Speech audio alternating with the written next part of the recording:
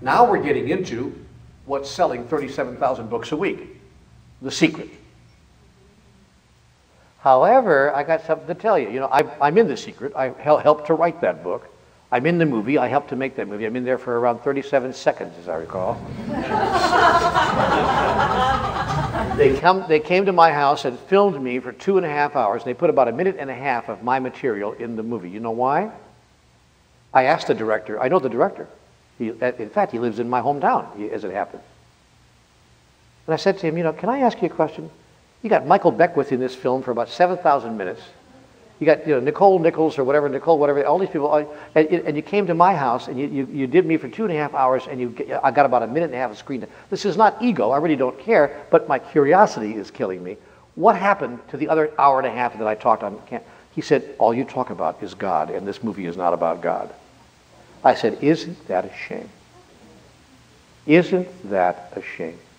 He said, yeah, the point they wanted to make with the movie was that the power is you.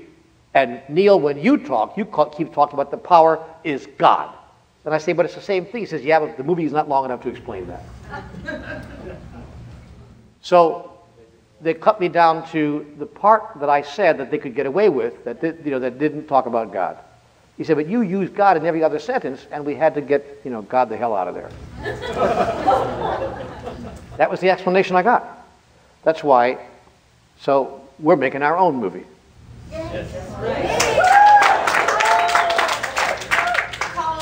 And I'm publishing my own book.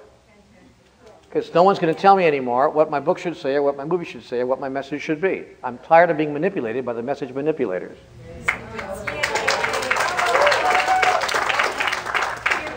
This is not sour grapes, it's just what I noticed. I watched the movie for it, you know, I watched the whole film and I was like, they didn't mention the word God once in the first 20 minutes, in the first 30 minutes, in the first 40 minutes, in the first 50 minutes, in the first hour, in the first hour and a half. I was, my God, the movie's damn near over. They haven't even said the word God once.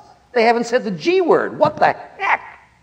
They mention it a couple of times about 3.5 minutes before the end of the film, as fast as they can, in and out, just as a little aside. So I was watching Oprah. And on the Oprah show, they're talking all about the movie. By the way, they invited everybody in the film except me. Did you see the panel when they had the panel up there? They had every teacher in the movie up there except Neil Donald Walsh because the producers didn't want to hear about the G word. This is called the G spot.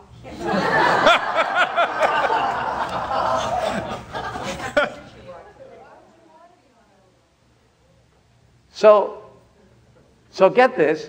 She says, are there any questions? And the lady gets up and she says, well, I have a question. He said, where does God fit into all of this? And Oprah was like, oh, the G word.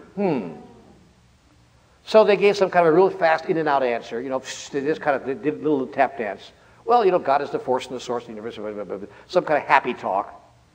Gave her about 30 seconds of happy talk and on to the next question. And I sat there and I went, oh my heavens, you guys on national television missed a chance to make a huge point. And you just gave her happy talk and went on to the next question.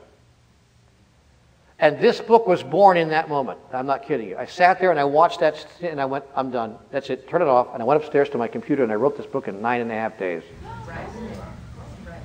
Just a line at a time. But this book was written in 9.5 days because I realized, oh my God, nobody gets it.